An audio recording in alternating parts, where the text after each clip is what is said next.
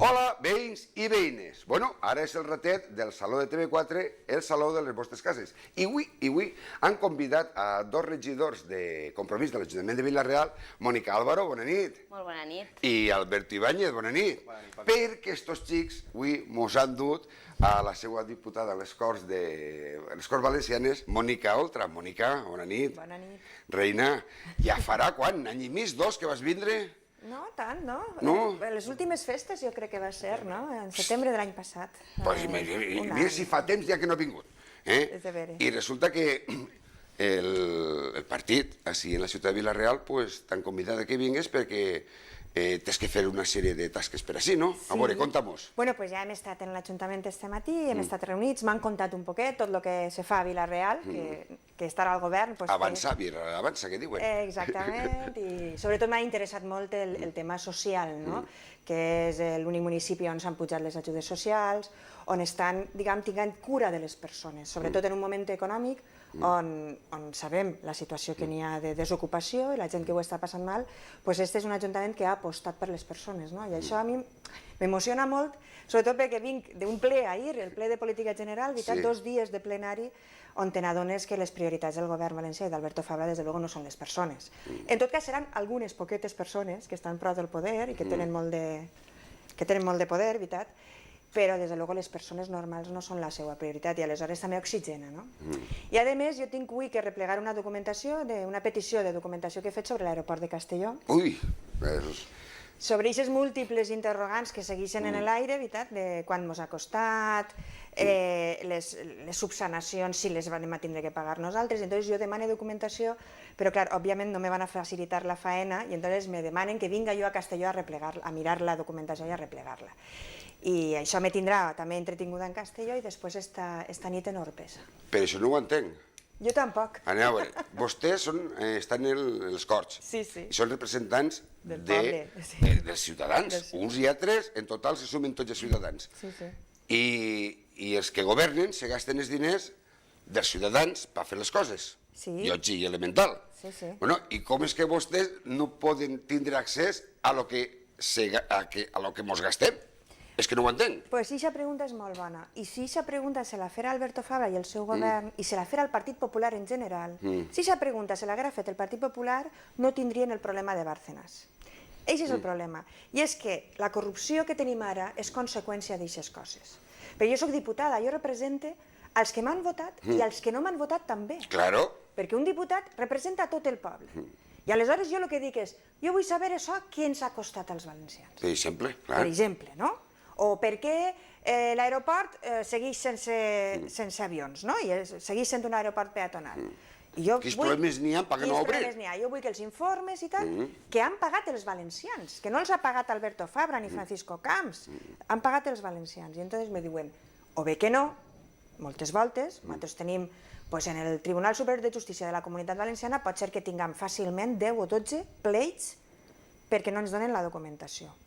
I ja ens han donat la raó en 2, i en un cas el Suprem, el Tribunal Suprem ens ha dit, efectivament, estos senyors tenen raó, que va ser quan vam demanar els contractes amb les empreses de la Gürtel.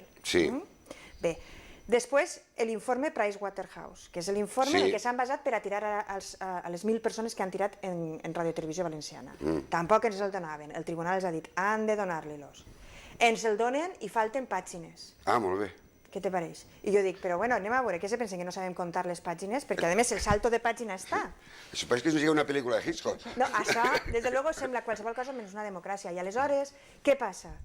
Que quan uno comença a retallar el joc democràtic i no complís el que té que ser, i és que els diputats tenen que saber, però no perquè tenen que saber els diputats, sinó perquè tenen l'obligació de traslladar-ho als ciutadans, quan passen aquestes coses i els controls no se poden dur a terme, i són els tribunals els que te tenen que dir quina és la teva obligació, doncs en acabant, una democràcia malalta, el seu símptoma, l'estornut d'una democràcia malalta és la corrupció.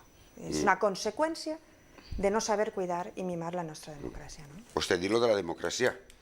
Pues se veu que en moltes regions d'Espanya no hi ha democràcia, perquè Celia Villalobos ahir va dir que a Andalucía si fan democràcia. Bueno, doncs és el mateix. Al final l'abús de poder és mal vinga d'on vinga. És que quan uno...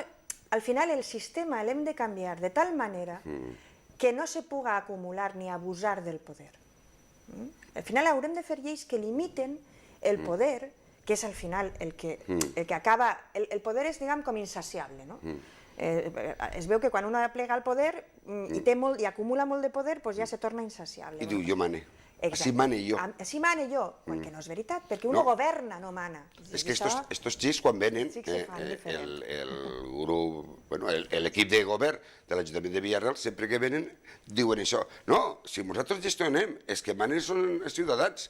Ho diuen cada vegada que venen, tots. I això dona fe. Doncs això és la diferència entre els que no saben gestionar la democràcia des de la renúncia al poder sobre els demés, perquè el poder sobre els demés no te'l donen les urnes. A vostès, estos xics li han dit que l'IBI el tenen congelat ja 3 anys seguits?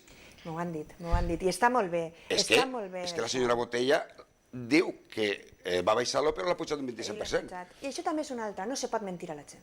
Si vas a pujar l'IBI no pots dir que l'has congelat. I si el congeles, has d'argumentar, òbviament, a mi me pareix bé que sobretot les capes mitjanes i baixes de la societat, les que tenen diners, diguem, la gent normal que se guanya la vida treballant, que ara està potser en el paro o que tenen salaris baixets, en aquest moment no suporten més pressió fiscal.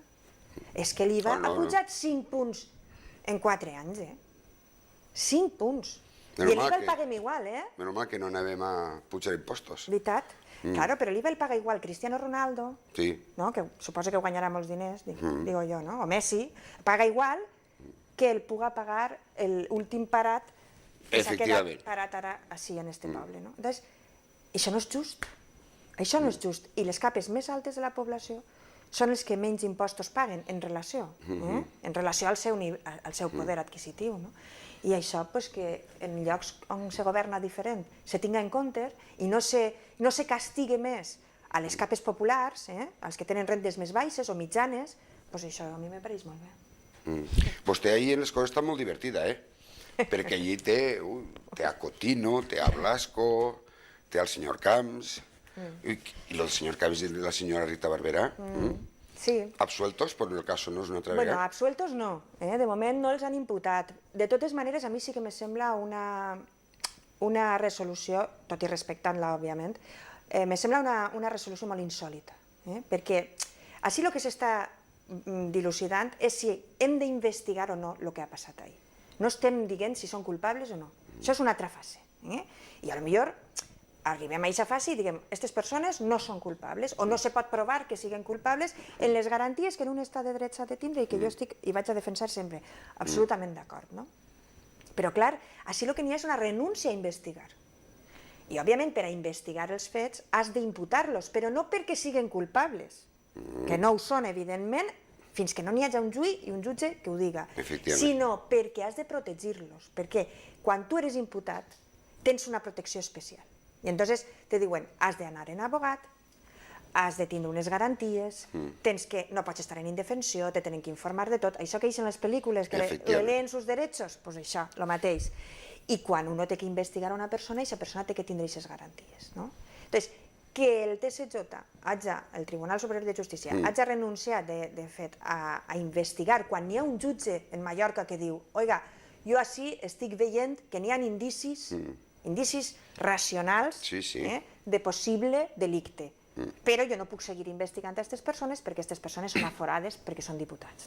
Aleshores, li ho trasllada al TSJ. Quan n'hi ha un fiscal que diu, oiga, així jo veig indicis de que s'ha d'investigar això, i els jutges, en un auto en el que, al meu entendre, passen a una altra fase, perquè passen a fer qualificacions jurídiques quan en realitat el que haurien de fer és bueno, doncs si anem a investigar, anem a imputar a aquestes persones, anem a protegir-les, i si després no n'hi ha res, arxivem, o se passa a la segona fase, que ja és la fase del juí. Així, en la província de Castelló, estem una miqueta incomunicats. Jo vaig explicar-li per què. Perquè l'autovia arriba de València fins a Nules. Després segueix una autovia que va estar a la Pobla, està a Borriol, el desvío de la Pobla. Però, després des d'ací, hasta Benicarló, Vinaròs, no tenim tren, rodalies, no tenim autovia, i què farem? Bueno, nosaltres... Perquè som els grans abandonats. Bueno, Per què som els grans abandonats? Això és una bona pregunta. En general, els valencians, per què som els grans abandonats? Un sistema de finançament que ens ha castigat des dels temps de Felipe González, després en Aznar, després en Zapatero i ara una altra vegada en Rajoy. Per què som els grans abandonats també en infraestructures, d'inversions de l'Estat? I sobretot el tema de les rodalies, perquè des del nostre punt de vista de lo que és bo per al planeta i que és bo per a les persones, hauríem d'apostar per el ferrocarril, però per el ferrocarril convencional. La gent, així s'ha fet molta propaganda en l'AVE. I l'AVE és una infraestructura molt cara de construir i molt cara de mantindre, per a que després en algunes parades d'AVE, en algunes estacions, potser una persona o ninguna. Ara volen fer una parada en un poble de 28 persones. Exactament. Allí, per Aragó, crec que és això, no? Sí, jo també ho he vist. És molt fort. Una estació de l'AVE per 28 persones. No té sentit ningú. Per què? Perquè tota la inversió que s'ha anat en l'AVE no s'ha anat a rodalies, a trens convencionals, s'han tancat moltes línies i moltes comunicacions de trens convencionals, el que eren abans els Intercity i això, el que pot ser un tren, un Àlvia, l'Àlvia fa València a Madrid en 2 hores. Per a guanyar-li 20 minuts al rellotge, perquè l'AVE el fa en 1 hora i 38 minuts, per a aquests 22 minuts hem tingut que fer una infraestructura de més de 40.000 milions d'euros. Això no és raonable. Per què? Perquè al final, per anar a la Universitat de Castelló, una persona que visca a 20 quilòmetres tarda més. Que d'ací a Madrid. Que d'ací a Madrid. I això no és raonable, perquè per una vegada que vagis a veure un familiar en Madrid, no mereix la pena aquesta inversió, a banda que tot el món no pot pagar els bitllets d'AVE perquè són cars, encara que els hagin baixat, són cars. I jo estic segura que si la gent li pregunten què vols, una bona rodalia per a manejar-te de Castelló a Benicarló o un AVE, la gent triaria la rodalia. Per què? Perquè aquest tren l'agarra tots els dies. Jo vull tindre comoditat tots els dies, no una vegada en la vida que jo vaig agarrar l'AVE. I això s'ha fet al revés. S'ha fet l'accent en les grans infraestructures, sobretot perquè això donava molt de vot, molt de rèdit electoral, però no s'ha fet una política racional i conscient, primer de l'impacte que suposa també mediambientalment l'AVE com una barrera, però sobretot de la insostenibilitat econòmica de pagar una infraestructura i mantenir una infraestructura per a que en acabant la gasten una minoria, perquè l'AVE la gasta una minoria. I la majoria no té un bon servei de transport públic, que a més el transport públic, òbviament, és més ecològic, no contamina, el tren no contamina, i hauríem d'apostar per això, en un moment en què ara ja en la crisi no se pot parlar de medi ambient, però segueix sent un problema.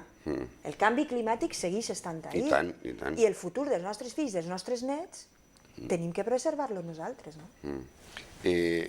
Vostè, ara, senyora Mònica, ara que està ella, hauria d'aprofitar que té que demanar, que demani a la Generalitat tots els diners que deu esta ciutat.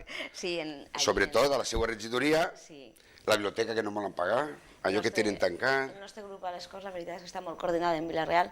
Ahir mateix a Vila-real tornava a ser exemple de com un poble pot plantar-se i dir, senyores, no devem, no paguem, deute legítim, però sobretot, i a mi és el que més m'agrada que Mònica ho ha tingut en compte, és aquest rescat en persones, aquest benestar social que volem alcançar, aquestes propostes. Quan Mònica proposa a les Corts, senyores, en estiu calen menjadors infantils, aquests xiquets i xiquetes tenen que menjar, automàticament a Vila-real s'aplica, i viceversa, hi ha propostes de Vila-real que arriben a les Corts.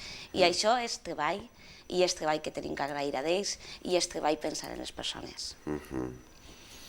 Alberto, vostè està més tranquil en la seva regidoria. Perquè ho té coordinat d'una altra manera, no té que rebre diners de la Generalitat. No, els hem de rebre la Diputació i tampoc arriben, no? Però bueno, en el que tenim jo crec que ens conformem que l'important de moment són els pilars bàsics, no?